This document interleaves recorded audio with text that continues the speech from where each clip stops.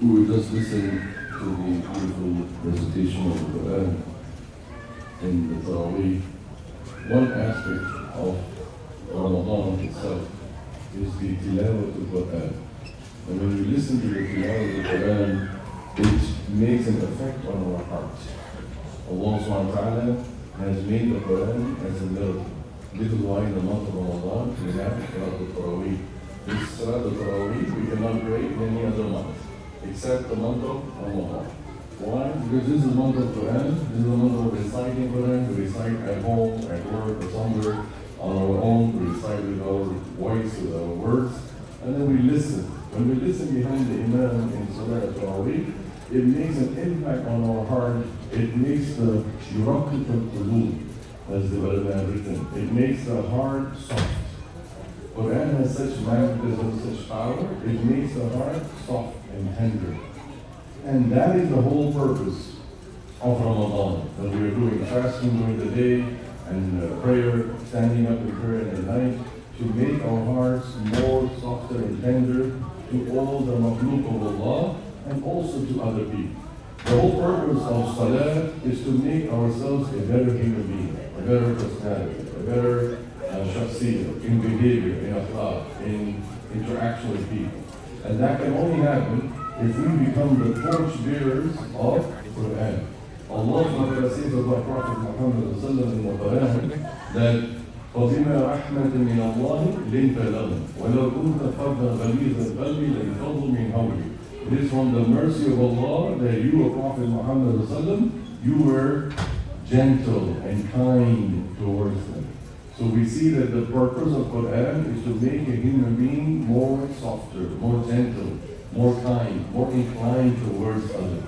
Because what good is our salah if we are very stiff, rigid, timid, and strict, having a tough attitude? That's not the hamil of Quran. The carrier of the Quran is not that kind of person who is very tough in attitude, rude, arrogant.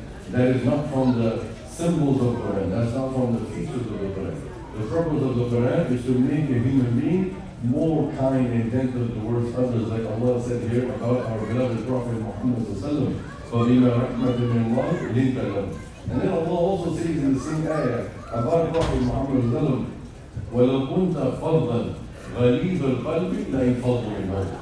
Had you been, O Muhammad sallallahu strict, rigid, stiff-hearted, rigid, timid, and very arrogant towards people, لَانفَضُّوا مِنْ حَوْلِكَ. Infadlu min hawlik means, hawl means around you, surrounding. Infadlu means run away. We should not be people who drive people away from Islam. We should not be people who drive people away from Masjid, from Quran, from Islam. Rather, we should be the people who attract people to Islam. We should be the people who make the people come closer and listen to the word of Allah. Yasma kalam Allah, as the ayah in the Quran says, that if someone wants to listen to the kalam, recite the kalam to them. You know the famous incident in Mecca when Surah Najm was revealed to Prophet Muhammad, he recited Surah Najm from beginning all the way to end. The last ayah of Surah Najm has sajdatul tilawah. So as soon as Rasulullah finished the last ayah, he went in sujood for sajdatul tilawah. The Quraysh who were standing and listening to him, they were not Muslims and the kuffar, they also went in sujood. They didn't realize what are they doing. And Abu Sufyan came from back and he hit them on the back and said, what are you guys doing? You are accepting the message of Muhammad, why are you making this sujood? We don't follow him. Then they woke up, kind of like realized, what are we doing? Meaning the Quran was so mesmerizing that they kept listening to the melody of Quran in Surah Najm and they didn't even realize that also making sajda and they are kafir, they are mushrik, they worship statue, they went also in sajda until their leader kicked them from the back and woke them up. This shows you the nature of the tilawah of Quran. It attracts the people. Of course, the Quraysh were Arabs. They were Arabic-speaking native people. They knew the Quran, so that's why they were so much attractive. For us Ajam people who don't know Arabic, even the Quran has an effect upon us. And that is why Rasulullah said, Bashiru wa la tunaffiru. Give good news, good tidings to people, and don't make people turn away from Islam. Every Ramadan, there are people, extra people who come in. I said this in every masjid, even in my masjid I said this the other day. Every Ramadan, you see extra people for Isha, for Taraweeh, who you don't see all around the year in Isha.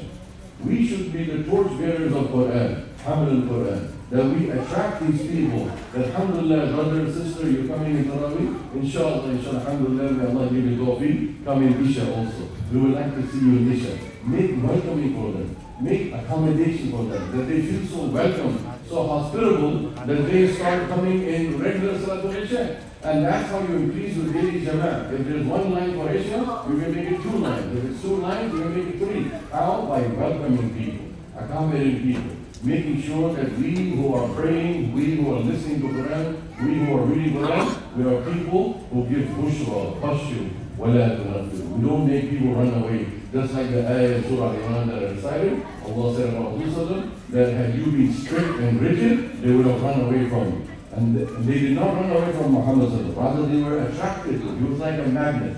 So a reader of Quran, a believer of Quran is like a magnet. He or she attracts people towards them. There's a magnetism. People feel a pull wherever they see a Muslim who is a practicing Muslim, praying Muslim, reading Quran Muslim. They feel that hospitality, they feel that attraction. They like to come closer, they like to befriend you, they like to become friends with you, and they like to be in your company, in your sohbah. And that's what sohbah means, companionship. The word sahaba comes from sohbah. The sahaba were the companions of Rasulullah. They never wanted to leave his companionship. They never wanted to leave his majlis. They wanted to be always with him because he was so attracting for them in terms of his shakhsiyah. May Allah, this Ramadan, make all of us like the Sahaba Ridwan. May Allah make us that personality that attracts people to Islam. May Allah use us for the guidance of people to Islam. May Allah use us for the khidmah of His deen. And may Allah make us the source of those Muslims who are not practicing, that they become practicing because of us.